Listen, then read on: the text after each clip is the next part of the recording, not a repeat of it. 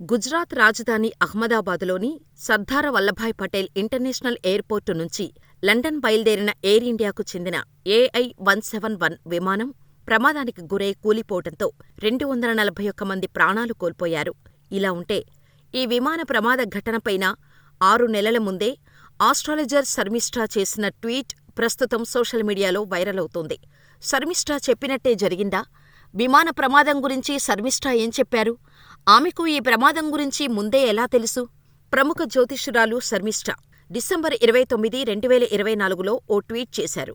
గురుడు మిథునరాశిలో మృగశిర, ఆరుద్ర నక్షత్రాలతో కలిసి 6.5 డిగ్రీల వేగంతో గురుగ్రహం మీదుగా సంచరించే సమయంలో విమాన ప్రమాదాలు జరుగుతాయి.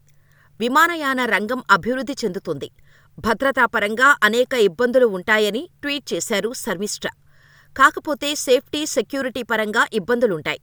అలాగే విమానం కూలింది అనే వార్తలు మనల్ని కలిచివేస్తాయి అని శర్మిష్ఠా 6 నెలలకు ముందే అంచనా వేయడం ఇప్పుడు అందరూ ఒక్కసారిగా షాకవుతున్నారు. దేశం మొత్తం ఆమె వైపు చూస్తోంది. దీంతో ఆమె చేసిన ట్వీట్స్ సోషల్ మీడియాలో వైరల్ అవుతున్నాయి.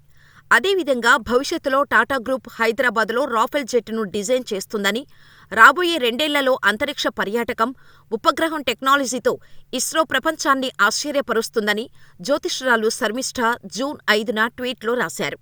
నక్షత్రాలు, గ్రహాలు, విమాన రవాణా ఆధారంగా తాను ఇప్పటికే ఈ అంచనాలన్నిటినీ చేశానని ఆమె చెప్పటం అందరూ షాకవుతున్నారు. అంతేకాదు, 2025లో విమాన ప్రమాదం జరుగుతుందని నాకు గట్టిగా అనిపిస్తోంది అని ఆమె జూన్ 5వ తేదీన పోస్టు పెడితే, జూన్ 12వ తేదీన విమానం కుప్పకూలిపోయింది. ప్రస్తుతం శర్మిష్ఠా పోస్టులు సోషల్ మీడియాలో వైరల్గా మారాయి. కాగా గురువారం అహ్మదాబాద్ విమానాశ్రయం నుంచి టేకాఫ్ అయిన కొద్ది నిమిషాల్లో ఎయిర్ ఇండియా విమానం కూలిపోయిన ఘోర ప్రమాదం తర్వాత ఆమె చేసిన పాత ట్వీట్లు మరోసారి వెలుగులోకి వచ్చాయి.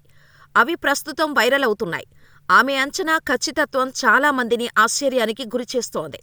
అయితే మరోవైపు కొందరు మాత్రం దీనిని నమ్మటం లేదు. ఇదంతా ఆమె పాపులారిటీ కోసం చేస్తున్న ప్రయత్నం మాత్రమేనని వ్యాఖ్యానిస్తున్నారు. కాగా విమానంలో ఉన్న ప్రయాణికులందరూ సంఘటనా స్థలంలోనే మృతి చెందారు. అయితే ఒక్కరు మాత్రమే అదృష్టవశాత్తు బతికి బయటపడ్డాడు.